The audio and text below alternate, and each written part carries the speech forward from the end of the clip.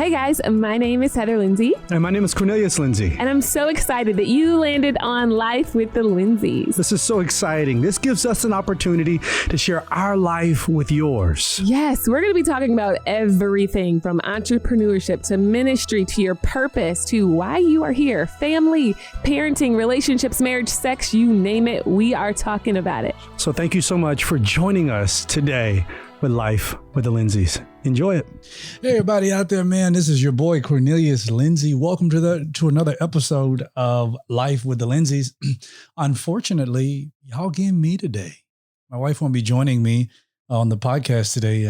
We had a family emergency, man. If y'all could just kind of keep us in prayer, keeping my family in prayer. But nevertheless, I am going to be here with you today. And it's interesting. I was talking to my wife yesterday and I'm like, I don't know what in the world I'm going to talk about. And she looked at me and she's like, babe, you've really been on this kick on self-love lately. And I just want you to be able to share with the people. So here I am. I don't know if this is a topic that you're like, man, I've been wanting to hear this, but nonetheless, I hope that it is. And I want to be able to kind of share this with you. I pray that it really touches you in a place that touches you as much as it has me. And I want to kind of break it down in a couple different things. And so each different part that I talk about it, I hope that it really resonates with where you are, really with where you're going. I want you to do a quick thing before you do anything, before you listen to this. Again, I'm talking about self-love. I want you to think about somebody in your life that you really have not been thankful for. And then I want you to think about somebody in your life that you are holding offense against, or that you're not willing to forgive. I don't want you to do anything to those two people yet, or I don't want you to do anything. I want you to write their names down, anything. I just want you to think about who those people are. Again, the first one is somebody in your life that you say, man, I could really be more thankful towards this person, or I could have been more thankful towards this person if that person has died. And then you look on the other side and you say, okay, this is somebody who I really have some offense against, or I cannot seem to release this person and forgive this person. Just want you to think about those two people because I want to come back to them. But the first question I want to ask you in talking about self-love, the first thing I want to ask you is this: what are you afraid of? Now, typically people assume that the opposite of love is hate, right? I mean, typically when we see battles, like, you see these theatric battles between God and the devil, or you see the pictures, it's like God is fighting the devil. But in actuality, there's not really a fight there, because, I mean, if there was a fight, then, Lucifer would have fought against God in heaven, but obviously that didn't happen. It was like, Lucifer was Lucifer. He was filled with pride, and God's like, no, you can't do it. Boom, kick you out. There you go, the 30 angels. So that's how that went. So there's not really a fight between God and the devil. But when we really think about this, and when you really think about love, God being love, Him being the essence of it, the foundation of it, your fight is not necessarily against hate. That hate in itself is a fruit. It is born out of something. In the world we live in today, we're talking about racism, and we're talking about, different things that have either happened to us, that are happening to us, that are happened to somebody around us. And a lot of people, like people who I know, they'll say to me, they'll say, hey, Cornelius, I'm afraid. Or they have this feeling of despondency. They're almost despondent even. They really don't know what to do. It's like, what am I supposed to do? I don't really know, how to really explain how I feel. I just kind of know that I'm sad. I'm really, really sad. I don't really know what else to really say to that. So when you think about love and you think about really loving yourself, the first question you have to answer is, what am I afraid of? Why? Because the enemy of love is not hate. Again, hate is a fruit. Truly, the enemy of love is fear. I mean, think about it. I mean, the Bible is very clear, and I'm going to throw this word in there. It says that perfect love casts out all fear. In fact, it goes further, and it says that God did not give us a spirit of timidity. He did not give us a spirit of fear, but a power, love, and a sound mind. And you got to think, typically when we hear that God did not give us a spirit of fear, God did not give us a spirit of timidity, we're usually thinking this is going to be for battle. This is going to be about me fighting. It's about me going out to fight something. Like God didn't give me a spirit of fear to be afraid of, going after the business or starting the new project or getting the loan or getting my degree. That God did not give me the spirit of timidity. I shouldn't be afraid of this. But what it's really saying here is that God did not give us this spirit of fear that will ultimately uproot and tear down the love that we should have for ourselves. It's like God did not give you that. In fact, the love that God has given you is a pure type of love. Peep this. We come out from our mother's womb, right? And it's almost like the cup of love we have is full. And then once we begin to interact with people who are oftentimes unlovable, all of us, when we begin to interact with people and the word there is not necessarily unlovable, because everybody is worth love. But when we begin to look at people and we say, man, this person is mean, I'll say that this person is extremely mean, then it gets to the point where as children, that cup of love that we have, it just begins to lose a little bit over the years until it now gets empty. And because we're all just kind of walking around with empty cups, we're going around to different people saying, you need to fill me up. You need to fill me up. You need to fill me up. But what we don't realize is there's a caveat. There's almost like this requirement to being filled up by somebody else. Because somebody else says, I can fill you up, but in order for me to fill you up, you have to now agree to everything that I have said, or you have to agree to my terms in order for me to fill you up with love. And if not, then I'm not going to fill you up the way in which, you necessarily want to be filled. So I'll release you and I will let you go. But this sense of fear that we have in our lives, it holds us back. And prayerfully, you'll hear this right now and you'll think, man, I have been afraid. And you may think, I hear people all the time. It's like, I'm not afraid of anything. I'm not afraid of anything. Many people, believe it or not, are really afraid to become. It's almost like you're afraid to really become who you know that you could be. Have you ever asked yourself the question, what if I could do everything that I believe I can do? Or what if I could become everything I believe I can become? What if I believe that I have within myself that God has given me enough to really become everything I know I can be? I mean, peep this. He's like, I've given you salvation through Jesus Christ. That's number one. Number two, he says, listen, I've given you now the Holy Spirit to come and live and dwell with you. So he's like, I'm giving you my spirit to be there with you. Through the Holy Spirit, I'm giving you gifts. He's like, I'm giving you gifts of administration. I'm giving you gifts of giving. I'm giving you all these different gifts. He's like, and then on top of that, bro, I'm giving you fruit. I'm giving you the ability to live well with other people. The fruit of the Spirit, love, gentleness, patience, forbearance. I mean, continuing to go on, but it's like he's saying here, it's like, I've given you everything that you need. What more do you think you lack? And if we can really be honest with ourselves, just really being honest with ourselves, most of the problems that we have today is rooted in our hatred for ourselves. Somebody who is racist, or somebody who looks at somebody else with a sense of superiority is nothing. They're not doing anything more but just projecting their own fear. Because what they're basically saying is that I don't have enough in me to truly be who I know I can be. Therefore, I must hate you for who you are. For somebody to have that type of superiority complex, to be able to look at themselves from high up and then look at somebody else as though they are lower, that's a fear. They're saying, and they're not powerful because they choose to have a certain rhetoric that makes them sound powerful. Because they use a certain rhetoric that is hateful, that doesn't make them powerful. That makes them weak. It shows their weakness.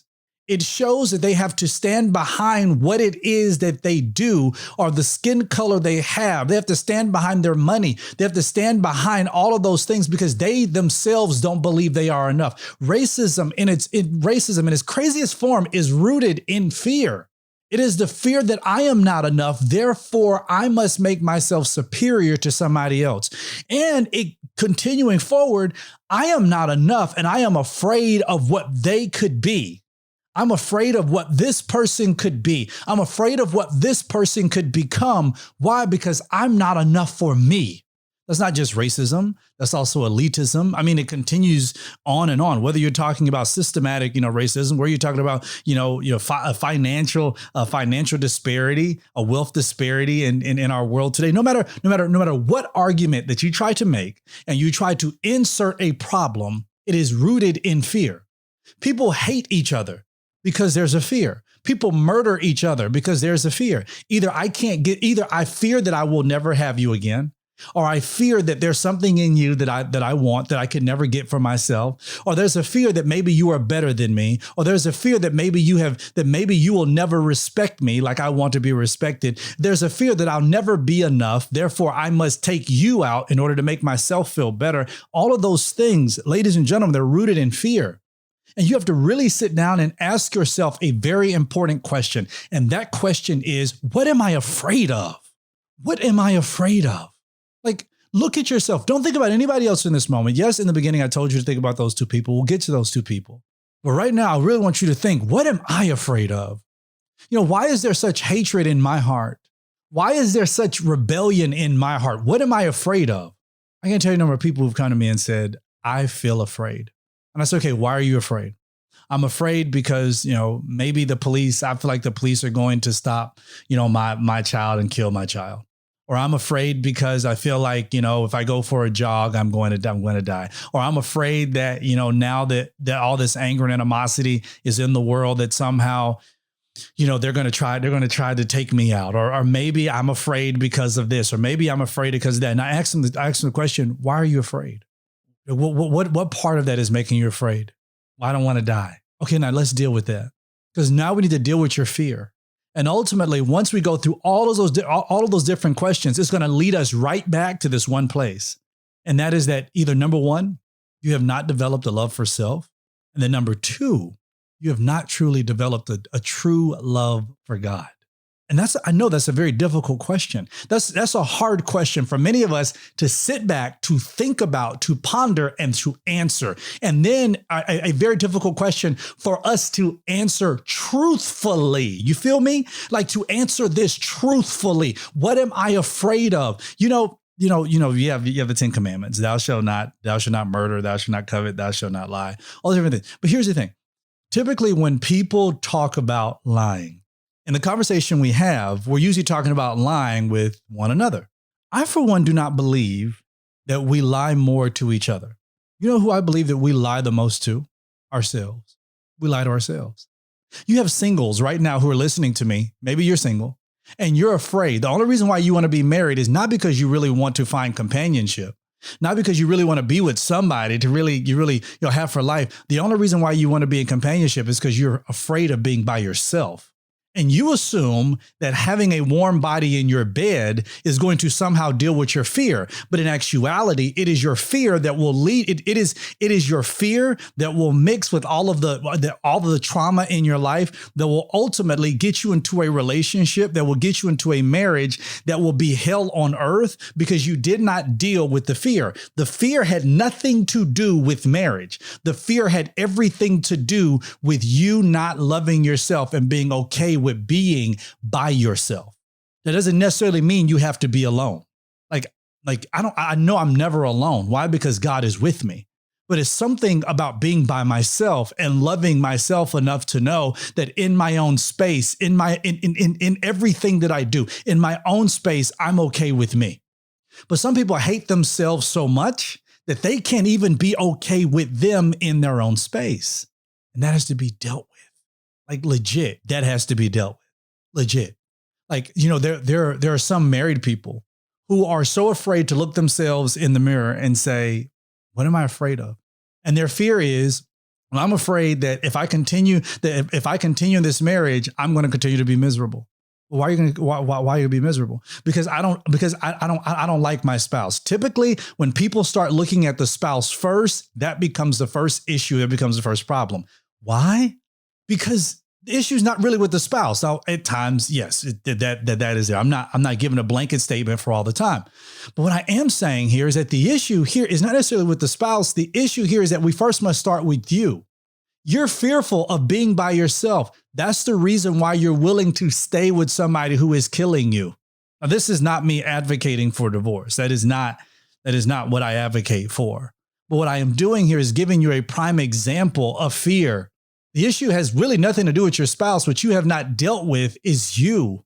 You're afraid that I'm going to be by myself. You're afraid that I'm going to have to raise these kids by myself. But you have in the back of your mind that once your kids finally get in college and once they finally get grown, that you're going to get a divorce. Why? Because I don't want my kids to grow up in a broken household. But what you don't realize is the household is already broken because you hate the children's father or you hate the children's mother. It's already broken. The children can pick up on the energy. They can feel it. It is there. It is evident.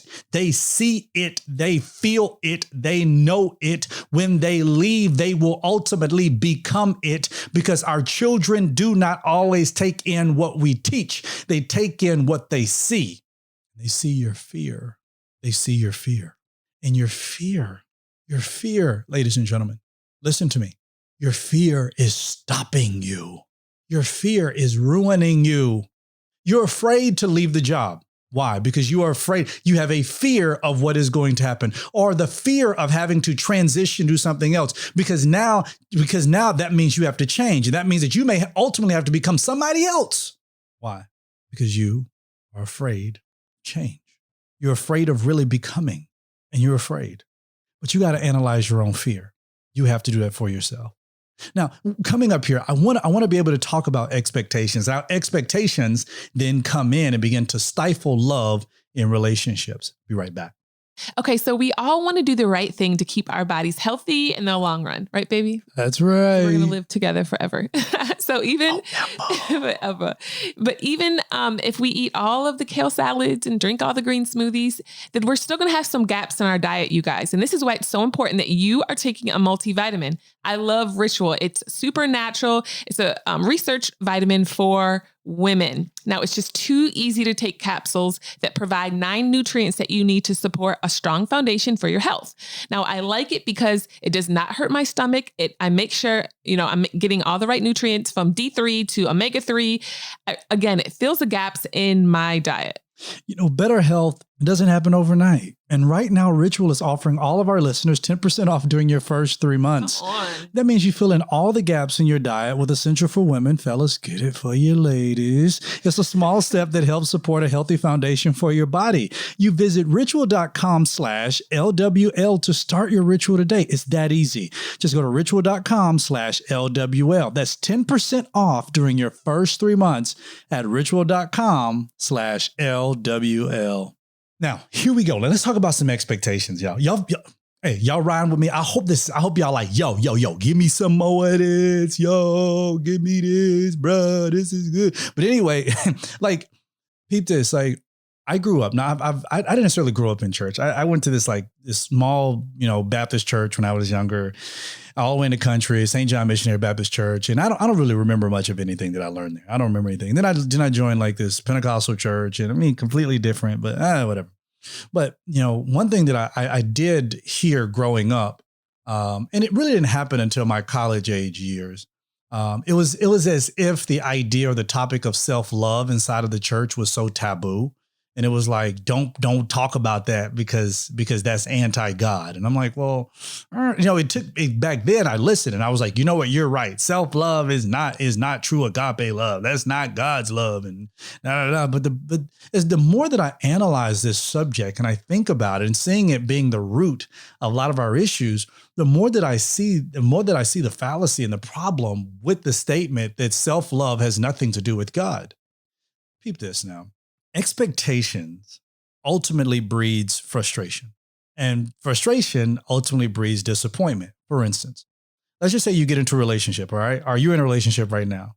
And maybe you're arguing with your spouse or arguing with your significant other, arguing with your boyfriend, your girlfriend, whatever, whoop-de-doo, whatever. You're arguing. And you're arguing right now. You're upset with the person right now because you have an expectation. The expectation is that when I got off work, that you are going to be caring for me and that you are going to want to talk to me because I've had a long day at work. or that you were going to cook something when I got home, or something would already be ready when I got home, or that something was going to happen when I got home, that we were going to have sex when I got home. You had an expectation. Now, maybe the expectation was communicated, maybe it wasn't, but nevertheless, you had an expectation. When an expectation is not met, ultimately the expectation is going to breed frustration. Then frustration is going to ultimately breed disappointment. Now, listen to this very carefully. Pure, untainted love does not have expectations. Pure, untainted love does not have expectations, because pure, untainted love is going to love regardless. We as beings, we as humans, we take in, in our humanistic form of love, we bring on expectations because we say to ourselves, well, this is not how I would do this to you. Or this is what I would say to you, or this is what I expect out of this. So we start our relationship with a sense of rules. We start our relationship with rules. Here are my expectations. If you don't meet these expectations, guess what? I'm going to be mad at you. I'm not going to like you. I'm going to hate you. I might fight you. I'm going to cuss you. I may even cut you, because these are my expectations. I've given them to you up front, and you must follow them. Here is the reason why I bring this up. Because if you don't meet my expectations, then you don't make me happy. And when you no longer make me happy, then you can't be in a relationship with me. And I am going to break up with you, and I am going to leave you, and I don't want to be around you. And I want you to understand exactly why I feel the way I feel. I'm going to leave you. I'm going to break up with you. I am gone. You out. Everything is out. Why? Because you no longer make me happy. And that becomes the issue. Because it's like, here's my expectation, but the expectation is used to control. And love doesn't have control. Love is patient. Love is kind. Love is long-suffering. Love takes no thought of the evil done towards it. Love is forgiving.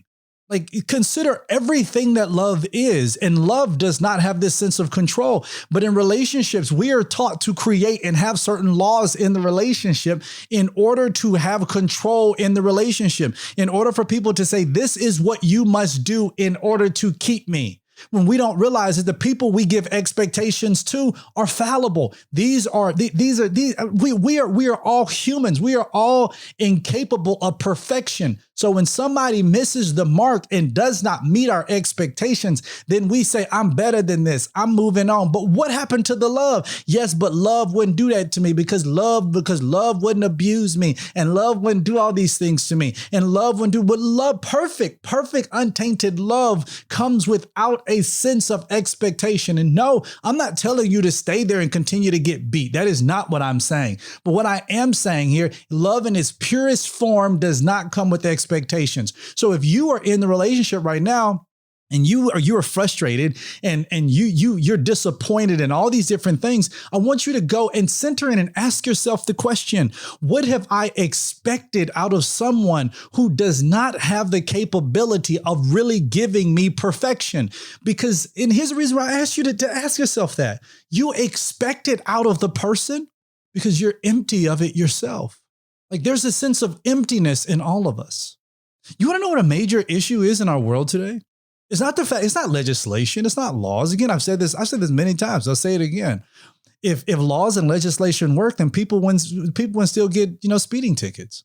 I mean, you could pass all the laws, you do all the legislation, you do all the stuff you want. I believe the biggest issue that we have in our world today is, as cliche as it sounds, it is love.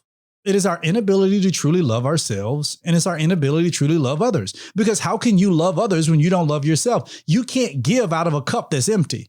In the same way, we can't really love ourselves. Going back to my initial point here about self-love and how it correlates with God, you cannot give somebody love when you don't have it yourself, and you don't have within you the ability to create it. The Bible is very clear in telling us that for God is love, and that if we have God, if we abide in Him, He abides in us. In other words, if A plus B equals C, and if God is love, then we know that they're the same. So now we could take it out. We say, okay, if I abide in God, then God abide in me. In that way, if I abide in love, then love abide in me, and God just loves me. Isn't it crazy though that we even have expectations? We put expectations on God, and now we in our limited thinking, we begin to control Him, or at least we attempt to.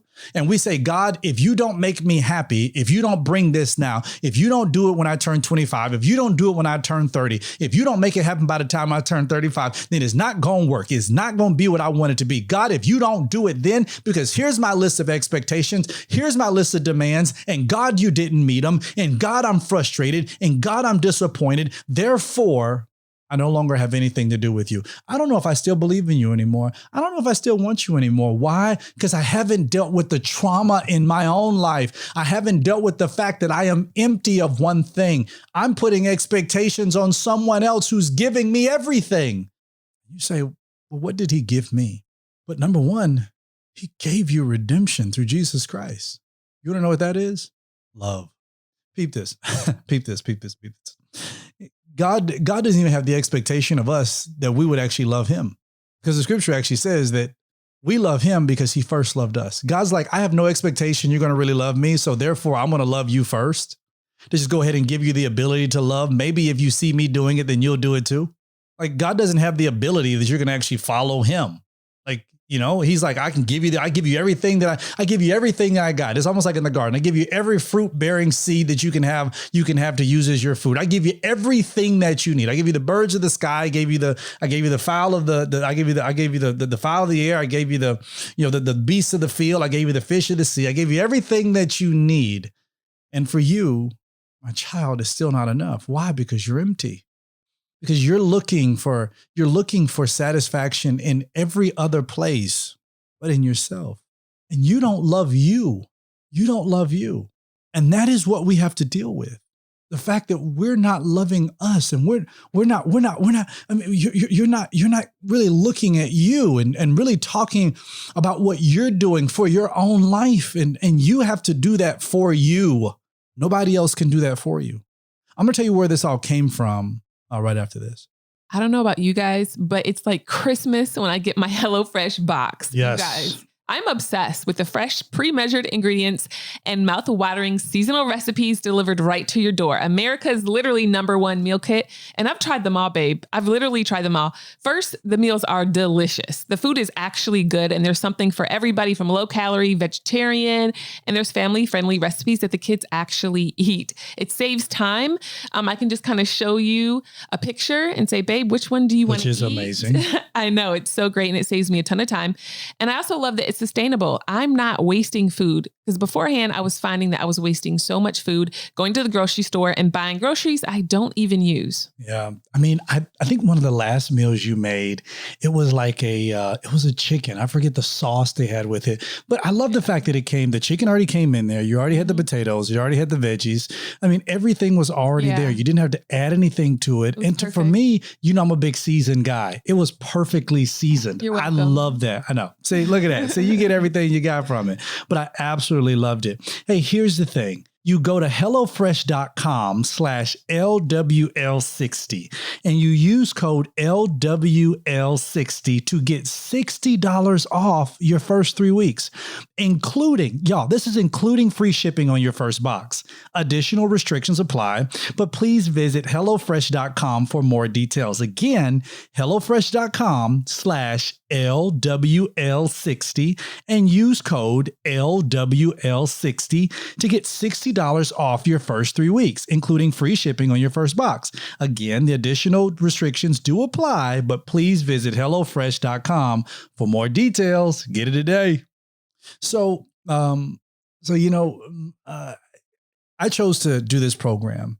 I was in Kansas a couple weeks ago and just out, hunting, shooting, eating, just whatever, just having me a good time. And a guy who was there, he mentioned to me, he said, Cornelius, you should think about doing this program, because every day I will go out and I do a 2-mile run. I go back in, I do 50 burpees. I do another mile run, come back in, do 50 more burpees, maybe do some abs, squats, push-ups, all this kind of stuff. And they're like, dude, like, you're really killing it on your workouts. He was like, maybe you should try to do this thing called 75 Hard. I don't know if you heard about it, but it's a guy by the name of, what is his name? Andy Frisella. Amazing program. But it's called 75 Hard. There's different phases to it. And currently right now, I'm doing 75 Hard. I'm on day 10, I believe. No, day 11. I'm on day 11 right now. And the whole premise of the program is you have to do, here are the 6 things. No alcohol and no cheat meals. You have to choose your own diet. So I'm doing a paleo diet. You have to do a progress picture every day. You have to work out. You have to have 2 45-minute workouts a day. One of them has to be outside. I don't care if it's raining, sleeting, snowing, whatever it is. One of the workouts has to be outside. You have to read at least 10 pages of a book a day, and then you have to drink a gallon of water a day. And you got to do that for 75 days straight. You got that right. 75 days straight. If you mess up on anything, you got to start all the way over from day 1, and then you got to continue on with the program. You get back to day 75. That's just how the program goes. So I'm on day 11 right now. I'm continuing to trucking, going forward. It's going great. The first 3 days of the program were very, very difficult for me. The reason being is because I looked out of everything that was out of the 6 things I had to do. The paleo is like, man, I mean, I would like to eat me some French fries right now. Like my kids, they walk around with like Chick-fil-A fries and I'm like, I want some.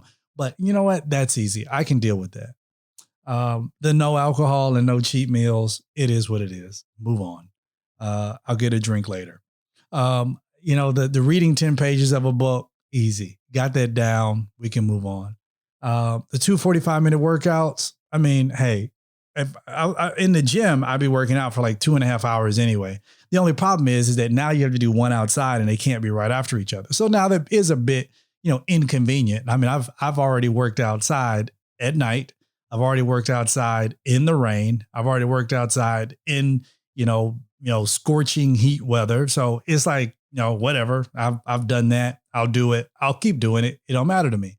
So I've done all those things. The gallon of water has gotten, my body's so used to a gallon of water now that I'm almost drinking 2 gallons. At first, it kind of felt very, very bad because I was like, I really feel like I'm just kind of flooding my body. I'm like I'm drowning. But now my body's like, yeah, give me more of it. It almost feels dehydrated when I only drink a gallon of water. Like I get through a gallon of water by the half of the day, and I'm already like sipping through to 2 gallons towards the end of it. So I go through all of that stuff. The most difficult thing for me was the progress picture. I'm not a big guy, not a big guy. So, I'm in shape. Round is a shape. No, I'm in shape. So it's like, you would think progress picture, this wouldn't be a big thing. I mean, it's almost like the easiest thing, right? Knock it out. Just get up in the morning, take a picture and just kind of keep going with your life. That hadn't been the case for me. So for the first 3 days, now it's easier, but for the first 3 days, I was like dreading doing the progress picture. Like I didn't want to get out of the bed. I was literally I was in the bed. It was like 11:25. My phone's going off and it's like, you have one more task, the progress picture. And I'm thinking to myself like, man, I keep putting it off. And I guess I better go ahead and do it. So then I go out to go and do it. And I'm out. I'm getting ready to take this picture and I just wanted to snap it. And I'm not even looking at the mirror. And now I'm like, okay, I need to really deal with this. Like, I'm glad I'm seeing this in me because I need to deal with this. And I had to ask myself the same question I asked you earlier. And that is, what are you afraid of? And then the next question I had to answer for myself is, why don't you love you? And I like to journal. So I journal and I was just writing some things down in my journal. I won't share all those things with you because it's my journal. But nevertheless, one of the things that I shared with myself in the journal about why I didn't want to look at myself is because of, it's like, I don't know if I love me. And I mean, when I was growing up, I was a short, chubby kid. People used to call me, I remember I wore a red shirt to school one time. They called me Kool-Aid Man. And, one of the names used to call me Butterball and all these kind of things. Just wanted to go through the gamut on that's the names they would call me. And so since I was the big kid, I would always be very, very insecure about the way I look. So much so that I didn't take pictures like from the time that I was young. Like there are really no pictures of me until I became a senior in high school and I took senior photos. And I did those because they were free because I was class president. So they gave them to me free. So I was like, dude, I'll take them. But I mean, even now, there's no way you can find one. I think my mom like stole one. Like there's no way you can really find them because I try to hide them. Like I hate looking at them. But there were other things. It's just other trauma and other things that happened in my life that I'm like, I don't know if I love me. And it's difficult for me to give out to somebody else what I don't feel like I have in me. You know what I mean? So this was like the hard work that I had to look and say, why don't you love you? And I went through different things, whatever it was, however it was, no matter what I thought about it, I thought you need to love you and you need to learn how to be okay with you. And you need to learn how to love you even when other people don't love you. You need to know that God loves you and you need to get you for you. And then here's the other big thing. You cannot any longer allow for somebody else's love to or hatred towards you to dictate your love for yourself. Because we do that a lot, don't we? Especially if you're in a relationship. If somebody look and say, but you don't love me? And the person's like, well, I don't love you anymore. Oh my goodness, I'm devastated. Well, why are you devastated? Because I'm not loved. But don't you love you? Yes, but I mean, for the past 10 years, I put all of me in you. That was the mistake. I know we hear it. I know we probably read it in the marriage books where it's like, well, the two of you are together now and you're one now. So it's like, you just need to just kind of do it with each other and all that kind of stuff. But where's the love for you? And I want to be able to love me, to be healthy enough to love me enough that I'm healthy enough to really love you. But I can't give you what I don't have. I can't pour out of an empty cup.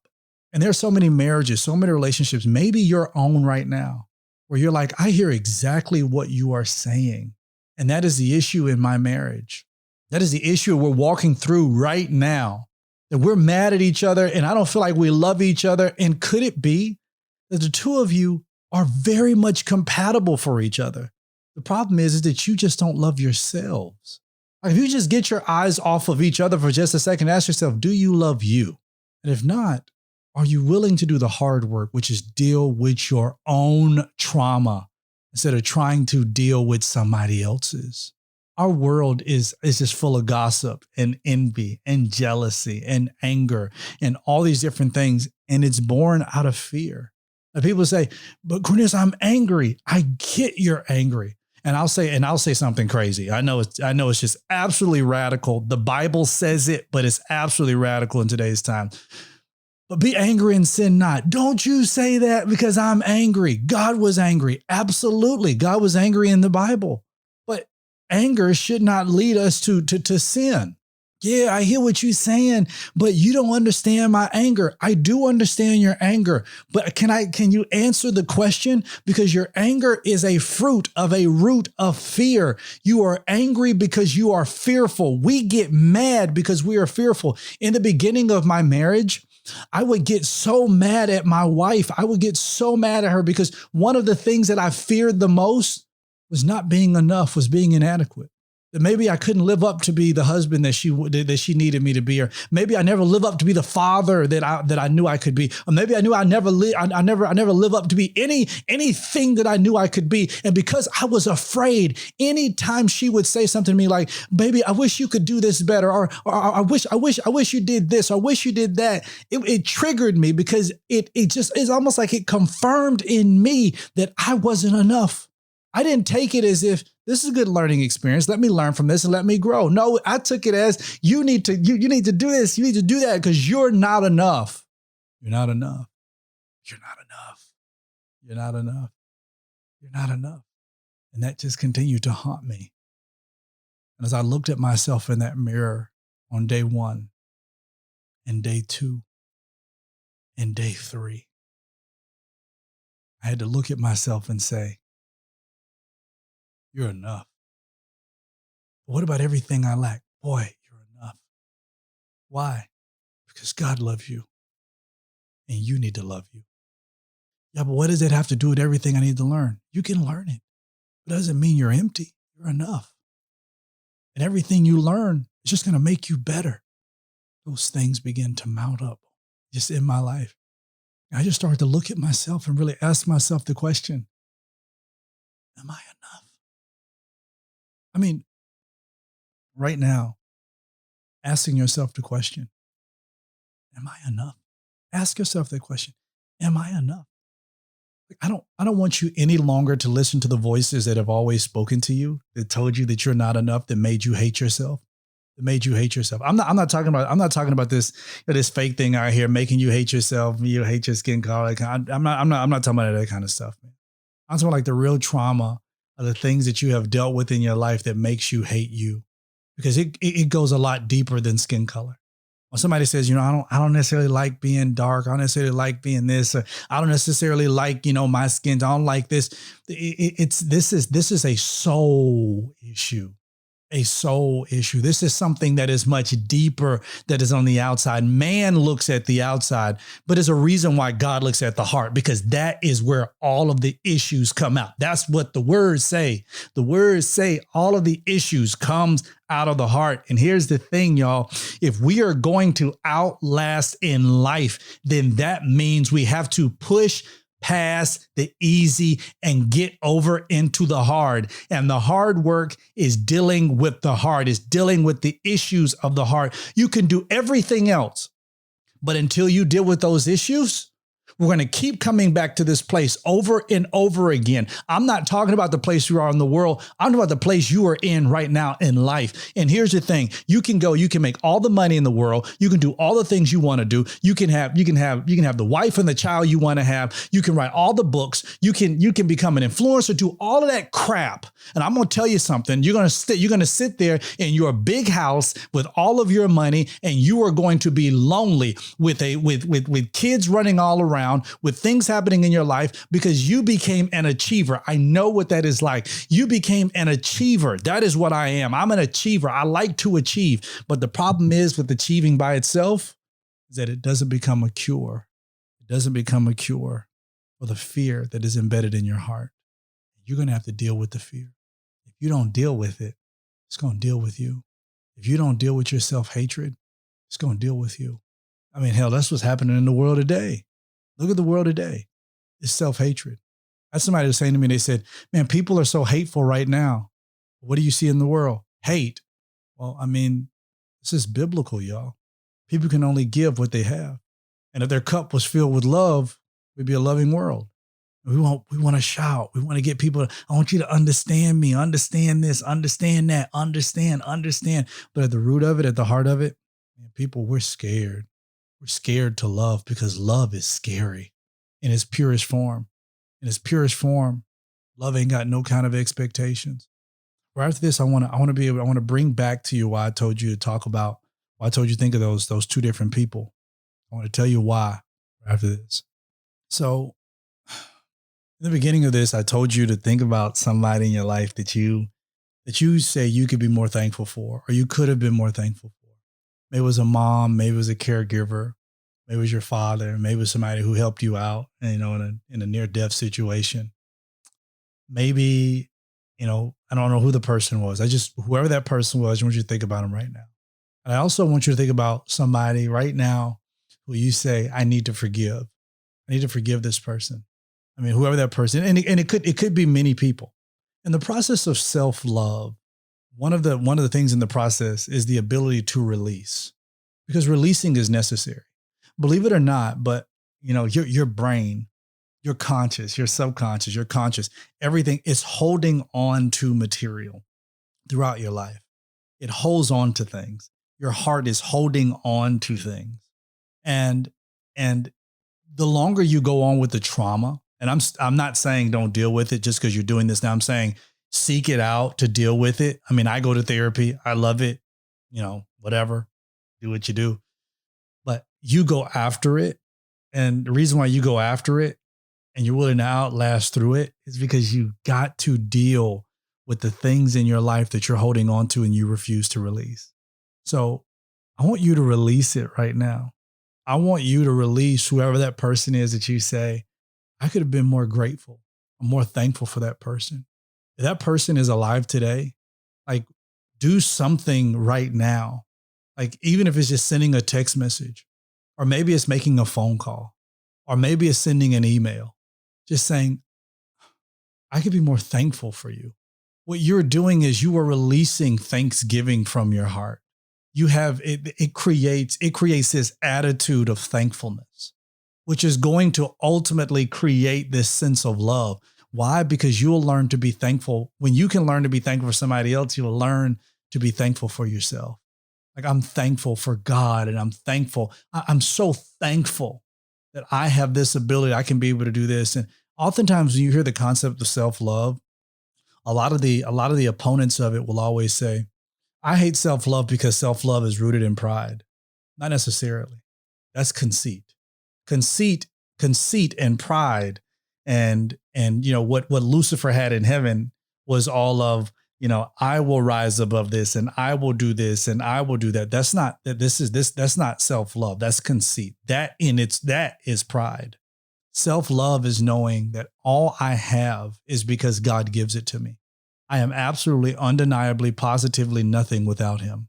And he's given me this. Self-love is realizing that I can grace myself and I can be gentle with myself. Self-love is an attitude of humility. Self-love is an attitude of grace. Self-love is an attitude of mercy, because you realize that the only reason why you got it is because God gave it to you. You didn't give it to yourself. But since you got it, why don't you use it? It's almost as if I go to the store and I come back and I bring you something and you say, well, I got it, but I don't want to touch it because it might be bad. I'm like, bruh, I brought it for you.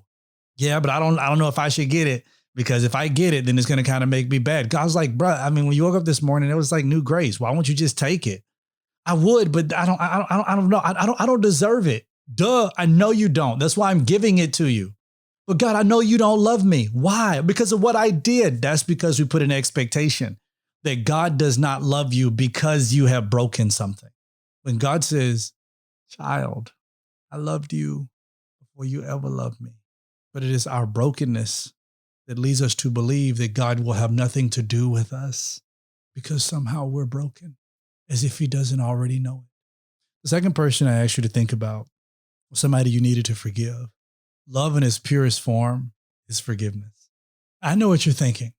I cannot forgive this person. And oftentimes the issue is not even with forgiving the person. You know what the issue is? Forgetting what the person did. I hear what you're trying to say, but you want me to forgive this person, but you don't know what this person did, because I will never forget. Forgetting literally means, when the Bible says to forget or remember no more, what it's saying here is saying you don't have to keep rehearsing the same thing over and over again. Because every time you rehearse it, you want to know what you do? In your brain, because your brain cannot distinguish whether or not the event is really happening or not.